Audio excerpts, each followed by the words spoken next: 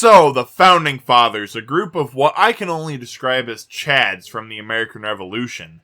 You have legends such as George Washington, John Adams, Benjamin Franklin, Samuel Adams, John Hancock, Thomas Jefferson. Wait, what did John Hancock even do?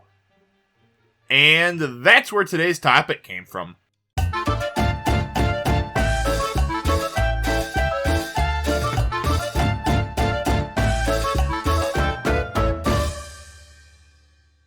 John Hancock, one of the lesser known of the Founding Fathers. Born in 1737, Hancock had a pretty good upbringing since his family ran a fairly successful importation firm known as the House of Hancock. So, he kind of did all the cool rich kid things. He got an education, befriended cool people like John Adams, and, just all the cool stuff. However, once the 7 Years' War came and went, the politically inactive Hancock decided to protest British taxes, such as the tax on sugar and molasses.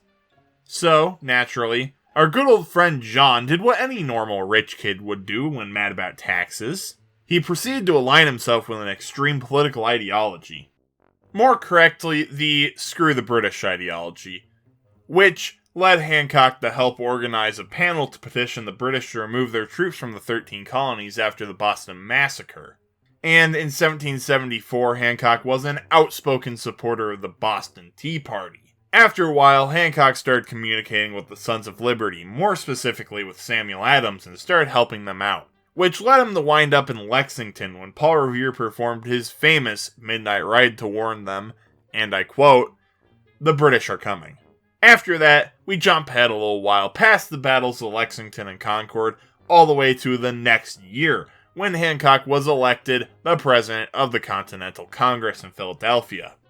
In 1776, while Hancock was presiding over the Congress approved the Declaration of Independence, and as the president of the Congress, Hancock was the first one who signed the Declaration, giving society this absolutely legendary signature that has since been turned into a company logo for an insurance company. Why do you have to be this way, society? Anyway, a little while later, Hancock decided to step down as the president of the Congress and return to Boston. Anyway, once Hancock returned to Boston, he decided to spend his fortune that he had earned from his importation business by helping widows and orphans who had lost everything due to the whole War for Independence thing. However, a while after Hancock stepped down, he decided he wanted to get back into the world of politics. So, he ran for governor of Massachusetts in 1780, and he proceeded to win the election. He won the election so much, in fact, that he garnered upwards of 90% of the vote. However, once 1785 rolled around, Hancock resigned, citing failing health. Nowadays, some people say that he resigned because he didn't want to deal with what would later be called Shays' Rebellion, in which 4,000 protesters attacked western Massachusetts for over a year. Which, I don't fully blame him. Anyway, Hancock returned to the life of politics by getting re-elected as governor in 1787, and really the only thing he did was make Massachusetts ratify the Constitution and die a couple years after getting out of office. Yep.